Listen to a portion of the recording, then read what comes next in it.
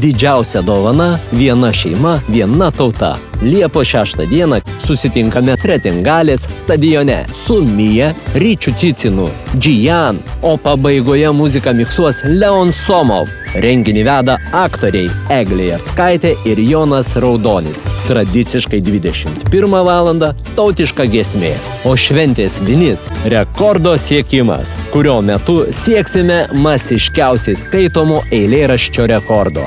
Dalyvauk ir tu būsi rekordas. Šventę organizuoja Kretingalės kultūros centras. Iki pasimatymo Liepos 6 dieną Kretingalės stadione. Daugiau informacijos Kretingalės kultūros centro Facebook paskyroje.